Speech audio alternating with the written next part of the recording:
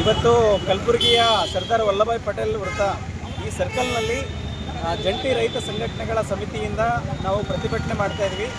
ನಿನ್ನೆ ದೇವನಹಳ್ಳಿನಲ್ಲಿ ನಡೆದಿರ್ತಕ್ಕಂಥ ಘಟನೆ, ಪೊಲೀಸರು ರೈತರ ಮುಖಂಡರನ್ನ ದೌರ್ಜನ್ಯದಿಂದ ಅರೆಸ್ಟ್ ಮಾಡಿರೋದು, ಈ ನಡ್ಕೊಂಡಿರ್ತಕ್ಕಂಥ ರೀತಿನ ನಾವು ಕಂಡಮ್ ಮಾಡ್ತಾ ಇದ್ದೀವಿ.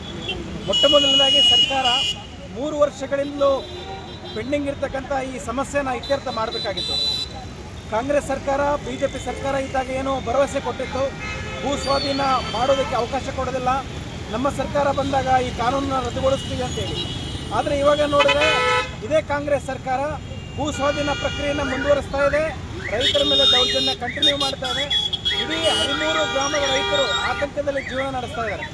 ಆ ಭಾಗದ ಏನು ಒಂದು ಮಾರುಕಟ್ಟೆ ನಾವು ನೋಡ್ತಾ ಇದ್ದೀವಿ, ಅಲ್ಲಿ ಹಾಲು ಉತ್ಪನ್ನ ಆಗಿರಲಿ, ಹೈನುಗಾರಿಕೆ ಆಗಿರಲಿ ಅಥವಾ ಹಣ್ಣು ತರಕಾರಿ ಬೆಳೀತಕ್ಕಂಥ ರೈತರು ಇಡೀ ಕರ್ನಾಟಕದ ಬಹುತೇಕ ಭಾಗದಲ್ಲಿ ಅವ್ರು ಬೆಳೆದಿರ್ತಕ್ಕಂಥ ಬೆಳೆಗಳು ಸಪ್ಲೈ ಆಗ್ತಕ್ಕಂಥದ್ದು.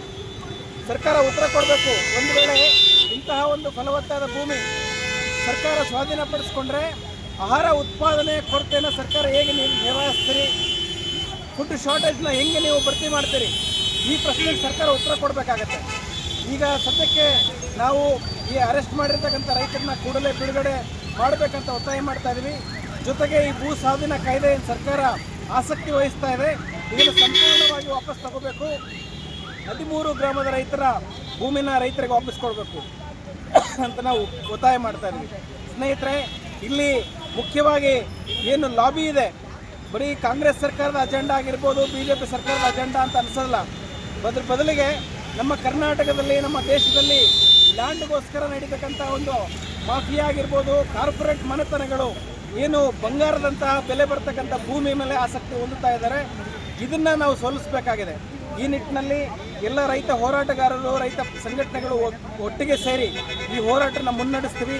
ಒಂದು ವೇಳೆ ದೇವನಹಳ್ಳಿನಲ್ಲಿ ರೈತರಿಗೆ ನ್ಯಾಯ ಸಿಗಲಿಲ್ಲ ಅಂತಂದರೆ ಇಡೀ ಕರ್ನಾಟಕದಾದ್ಯಂತ ರೈತ ಚಳುವಳಿ ತೀವ್ರಗೊಳಿಸ್ತೀವಿ ಅಂತ ಹೇಳಕ್ಕೆ ಇಷ್ಟಪಡ್ತಾ ಇದ್ದೀನಿ. ಮಹೇಶ್ SP, AIKKMS ರೈತ ಸಂಘಟನೆ ಜಿಲ್ಲಾ ಕಾರ್ಯದರ್ಶಿ.